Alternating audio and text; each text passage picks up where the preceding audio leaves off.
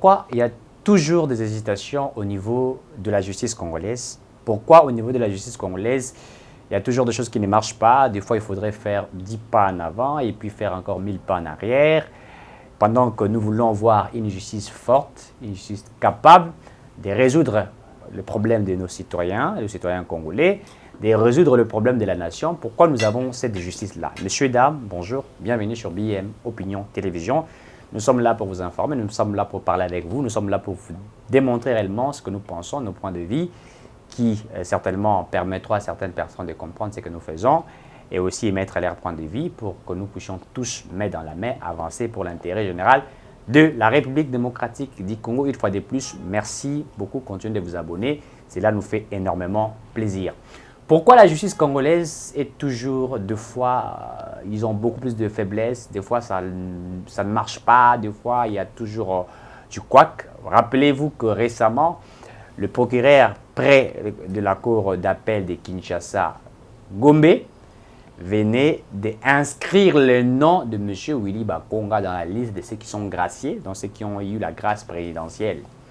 Il a inscrit avec conscience, je le dis bien, avec conscience, le nom de l'ancien ministre de l'enseignement primaire, secondaire et technique. C'est lui qui a été arrêté pour avoir fui, il faut le dire ainsi, la République démocratique du Congo, accompagné de son fils. Dans le dossier, il y a Mbongo, vous allez vous rappeler qu'il est sorti dans cette nation avec plus de 10 000 $, accompagné de son fils. Son fils va Katela, si je ne me trompe pas, pratiquement 7 mois ou 8 mois. Et lui avait, je crois, 3 ans. Mais il s'est fait qu'aujourd'hui, dans la liste de Yabato Bazar Gracier, on retrouve le nom de Willy Bakonga là-bas dedans. Qu'est-ce qui a été fait? Qui a inscrit, qui a joué à ces genres de jeux? Est-ce que le procureur ne savait pas que ce qu'il a fait, ça peut créer des problèmes graves? Puisque à ce moment, je vous informe que la dame ministre, Excellence, madame ministre, a demandé à ce que M. Bakonga puisse retourner à Namakal et Sika Bakanga, puisque sa place n'était pas na cité et il n'a pas été gracié, conformément à ce que nous avons vu.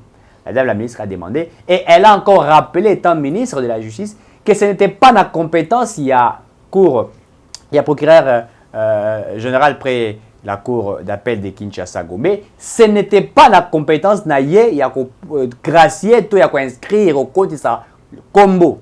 Vous allez vous rappeler, il y a eu quelques mois, si je ne me trompe pas, et le Morpé Salami Garaboué, au niveau aussi de Makala, on avait inscrit aussi Bakombo et Batomousou comme ça, sans que la justice, là, à ce moment-là, vous rappelez, c'était Tunda Kazende, qui était aussi ministre de la Justice à l'époque. Lui, au moins, avait joué à un jeu machiavélique. Et c'est ce qui avait fait même aussi, au-delà de ça, avec certains acteurs politiques, dans ma dossier, Tali Proposition à Bango, Sakata Minako. Donc, ils travaillaient d'une manière bizarre pour essayer de donner de l'ampleur, de la valeur, à Bango, essayer de prendre la justice congolaise. Ils voulaient être l'alpha et l'oméga de la justice congolaise, contrôler, instruire le dossier et avoir aussi une décision sur le dossier. Ils voulaient appliquer la politique qui a été faite en France, mais il faut le dire que la France n'exerce plus cette politique puisqu'ils ont compris que quand le ministre de la Justice devient alpha, bêta, oméga de l'appareil judiciaire, la justice ne sera plus indépendante, elle sera contrôlée. Puisqu'il faudrait laisser les avocats, les magistrats faire leur travail. Nous avons ce que nous attendons, c'est la séparation de pouvoir, n'est-ce pas? Les cours et tribunaux sont habilités à faire leur travail comme il se doit. On ne peut pas avoir une même mise là. Il faut laisser l'indépendance. Lui, au moins, aussi voulait faire la même chose, mais cela a été interdit. Et aujourd'hui, ce n'est pas la dame ministre de la Justice, puisqu'elle appartient aujourd'hui à l'Union sacrée. Ce n'est pas elle qui a voulu mettre la main là-dedans. Maintenant, c'est au procureur, c'est au magistrat debout, puisque le procureur, et son travail, c'est de pouvoir chercher des infractions, de collecter des infractions, n'est-ce pas? Son travail, on les appelle, je crois, des juges debout, puisqu'il y a des juges debout, il y a des juges assis. Assis, ce sont des juges qui sont là pour écouter. C'est quand il y a des débats entre les avocats qui parlent, qui répondent à certaines des questions et tout et tout. Les juges qui est assis écoutent et puis par après, ils vont discuter avec les bureaux pour trouver une solution par rapport à ce qui a été fait par rapport au débat des uns et des autres. Mais les procureurs, lui, son travail, c'est de collecter, de chercher des infractions, etc. Mais pourquoi le procureur a-t-il joué à ces jeux? Alors que lui, son travail, c'est de chercher les infractions, etc. Et d'ailleurs, il faudrait le dire que l'ancien ministre, Willy Bakonga, étant ministre, sa juridiction, ce n'est pas la cour d'appel. Non, ce n'est pas la juridiction d'un ministre. Puisque quand il a été arrêté, condamné, il était encore en fonction. Il était en fonction, mais c'était un ministre déjà démissionnaire puisqu'on attendait un nouveau gouvernement. On attendait un gouvernement des Warriors qui a été créé au sein de l'Union sacrée. Pendant ce temps, il était encore ministre au sein de la coalition constitutionnelle, il faut le souligner, coalition constitutionnelle du FCC et CAJ. Et donc, ce qui revient à dire que sa juridiction, ce n'est pas la cour d'appel, c'est la cour de cassation. C'est sa juridiction.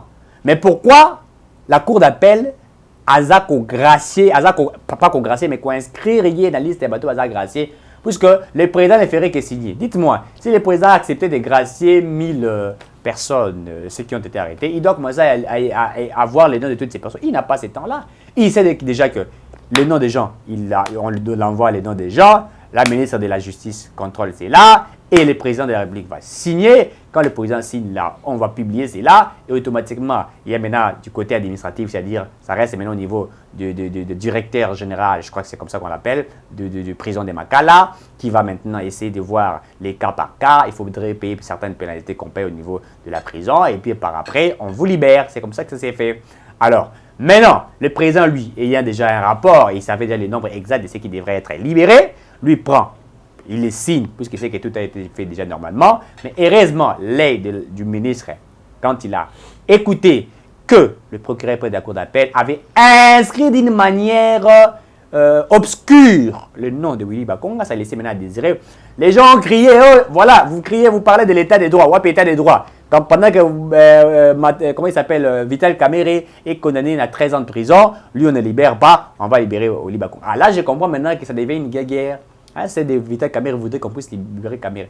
Alors que la loi est claire sur l'affaire des détournements des derniers publics, n'est-ce pas? Il n'y a pas de grâce présidentielle. Le président sait qu'en matière de détournement, oh non, quelqu'un qui a tué, Obomi Moutou, hein, meurtre, Obomi Moutou, Okatie Kingo, Tobomi Chubiembeli Moutakufi. Mais comment on va vous gracier comme ça? Non, le président sait qu'il y a des détails, même dans la grâce présidentielle. C'est vrai que la grâce présidentielle, Ezali, on appelle ça le pouvoir discrétionnel du président. Oui, dans ces pouvoirs discrétionnels-là, il sait les limites qui lui est. C'est-à-dire qu'on ne peut pas gracier quelqu'un au Azumbonga Congo, un contribuable congolais, Aïbi, un voleur qui a volé l'argent du contribuable congolais, et vous allez les gracier qu'il sort. C'est pour qu'il puisse encore continuer à voler. Il sait que quand il va voler, il retient mon compte bancaire, etc. Et on va l'arrêter, il va faire quelques années, et puis après, grâce présidentielle à Bimi. Non, c'est pas normal, ça ne se fait pas. Le président le sait. Et ce que je sais, c'est que le président est quelqu'un qui lit, qui connaît aussi la Constitution, qui est entouré des conseillers juridiques qui sont autour de lui pour essayer de lui dire c'est là. Donc, en matière de détournement, il n'y a pas de grâce présidentielle. Le président le sait, on ne peut pas les gracier. On grâce. Certainement, tout bazar arrêté, on va faire Moro et Mickey, il y a eu des problèmes, etc. Ils sont arrêtés, on va lire les cas. Même dans la grâce présidentielle, on lit cas par cas, on voit, non, il y a ça, et puis voilà. Outrage au chef de l'État, oui, vous avez outrage au chef de l'État, vous pouvez être gracié. Le président peut apprécier. Bon, écoutez, laissez-lui, c'est voilà. Il finit, automatiquement, vous êtes gracié, ça peut se faire, vous voyez. Mais il y a des choses qu'on ne peut pas. Gracier aux gens qui, aux Agina Nyungamutu, en fait. Vous connaissez l'État pour foutre où tu n'as pas payé et tout ça, on peut étudier les cas, le président, on peut trouver des moyens pour que au Futamutu, voilà, on peut vous gracier, ça existe. Il y a des cas qui existent, mais il y a des cas où on ne peut pas, hein, on ne peut pas, je crois que les juristes savent ce que je dis, on ne peut pas vous gracier. Et donc, quand vous voyez Willy Bakonga sortir, d'ailleurs, je vous informe que Willy Bakonga, on ne sait plus où il est, puisque là, on commence à l'appeler, même sa famille essaie de l'appeler, son téléphone ne passe pas, rien ne passe, on ne sait pas là où il est parti. Pourquoi? Puisque il y a quelqu'un qui a joué à ces genres de jeux. Et là, nous comprenons que la mafia existe. Il y a encore de la mafia au sein de l'appareil judiciaire congolais. Il y a beaucoup de choses à réparer. Et là, je vais vous rappeler ce que le président avait dit, que c'est vrai que la justice n'est pas encore ce que lui voudrait que cela soit, puisqu'il y a des choses qu'il faudrait revoir au niveau de la justice. Notre justice n'est pas encore parfaite. Il faut l'avouer. L'état des droits existe, oui, puisque nous sentons qu'il y a cette volonté-là. D'ailleurs, j'apprécie même ce que fait l'inspection générale des finances aujourd'hui sur l'audit, hein, c'est-à-dire lui fait son travail d'auditer et puis après, c'est la justice qui s'est saisie de ces dossiers-là. Mais quand vous voyez le travail que fait l'inspection générale des finances, arrivé au niveau du ministère de la Justice, vous trouvez au niveau du ministère de la Justice, il y a encore de la lenteur, puisque là, il y a des dossiers par dossier. Par exemple, le dossier du Congo Hold-up, vous allez vous rappeler que l'inspecteur général des finances l'a dit, hein, qu'il était déjà en possession de tous ces dossiers-là, de ces détournements, depuis le mois de mai. Et donc, depuis le mois de mai, il a fallu maintenant à une presse internationale de venir mettre en nu, n'est-ce pas, ces dossiers-là, alors que l'inspection générale des finances en avait. Mais l'inspection générale des finances ne pouvait pas faire une campagne pour dire « Kabila a volé, Kabila a volé ». Non, c'était pas, il ne pouvait pas faire ça. Et d'ailleurs, l'inspection générale des finances ne cite pas les noms des détourneurs, des voleurs, puisqu'à ce moment-là, ils sont encore présumés. Il y a ce qu'on attend par, il y a la présomption de l'innocence, mais ont des dossiers qui prouvent réellement qu'ils sont des gens qui ont détourné. Et maintenant, ils vont s'affronter avec l'inspection générale des finances. Et puis après, le procureur va se saisir de ces dossiers pour écouter la personne en question qui est la personne qu'on acquise, hein, que l'IGF acquiserait d'avoir détourné. C'est ce qui se passe. Et donc, l'appareil judiciaire pose encore un sérieux problème. Il faudrait réparer de ces côtés-là. Dès qu'on répare l'appareil judiciaire, et là, on peut même parler d'un état des droits, puisque l'état des droits est un état des droits quand la justice existe. C'est ça, en fait. Quand la justice existe, elle n'est pas une justice à deux poids, deux mesures. Il y a l'équilibre.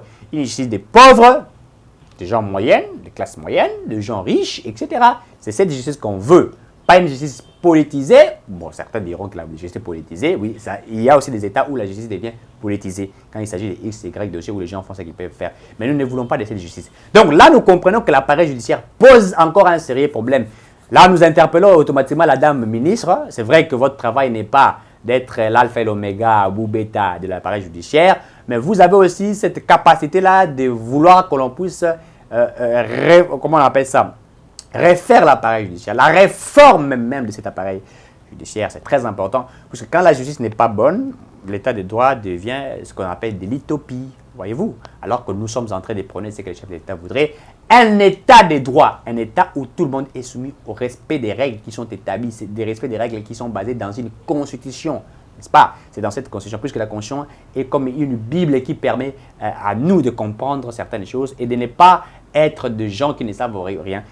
Si vous lisez la Bible, vous allez comprendre qu'on dit quelque part, mon peuple meurt faute de connaissances. Et donc, la Constitution, pour nous permet d'avoir la connaissance de ce qui s'est fait au sein de notre pays. Nous comprenons exactement que l'appareil judiciaire congolais pose problème.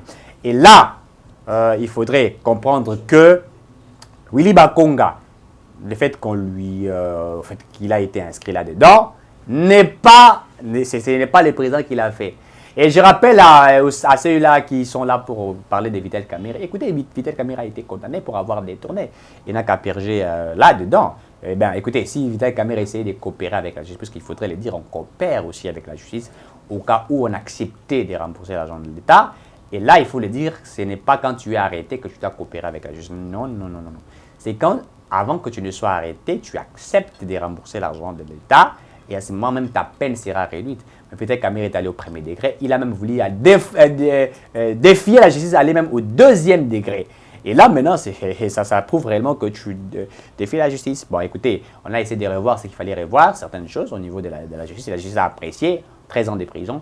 Il n'a qu'à purger ces 13 ans de prison. Et ce qui est vrai, que le monsieur en question a détourné de l'argent. Les gens peuvent dire tout. On peut vouloir démontrer, non, techniquement prouver que Vital Kamerhe a volé et tout ça. On peut beau dire, mais on sait que quand il y a un directeur de cabinet qui prend un dossier entre ses mains, qui commence à instruire le ministre des Finances, le ministre des Budgets, fait ceci, tout passe par lui. Et ça laisse à désirer, on comprendrait. Donc, soyez-en sûrs que Willy Bakonga n'est pas libéré. J'ai vu Mokia publier pour remercier le chef de l'État. Écoutez, M. Mokia, c'est vrai que vous aimez vos frères de l'Équateur, hein, c'est vos frères que vous aimez, nous comprenons cela, puisque quand Willy Bakonga était arrêté, vous avez fait des campagnes pour demander au chef de l'État. Je ne sais pas pourquoi. Si vous êtes un homme d'État, il faut être juste, il faut être vrai. La justice ne transige pas. La justice, elle est là pour tout le monde. Que vous soyez de l'Équateur, du Casa et tout le monde, vous devrez être arrêté. Que vous soyez conseiller de chef de l'État, tout le monde doit être soumis au niveau de la justice. Donc, comprenez là que Bakonga doit retourner en prison, comme cela a été prescrit. Madame la ministre a tapé la main dure sur sa table et nous savons que cela sera fait. Et donc, soyez-en rassurés que l'état des droits que nous sommes en train de vouloir, que nous cherchons, doit être cet état de droit des hommes responsables pour un pays responsable et que chaque Congolais se retrouve. Ça, c'est très important. Et c'est ça même la vision du chef de l'État. Si aujourd'hui la différence de Félix Tshisekedi est avec Kabila, c'est plus que Félix Tshisekedi fait du Congo un pays nouveau, un pays où tout le monde connaît. C'est pourquoi vous allez vous rappeler qu'il avait dit aux Andeko Nangai, Todia Nayo Tokanga Nayo Boloko. Boloko, ça n'avait pas dit la chasse à la sorcière, mais ça veut simplement dire que tu voles l'argent de l'État, monsieur, dame, soyez-en sûrs que c'est Makala qui sera ta nouvelle résidence. Merci et à très bientôt.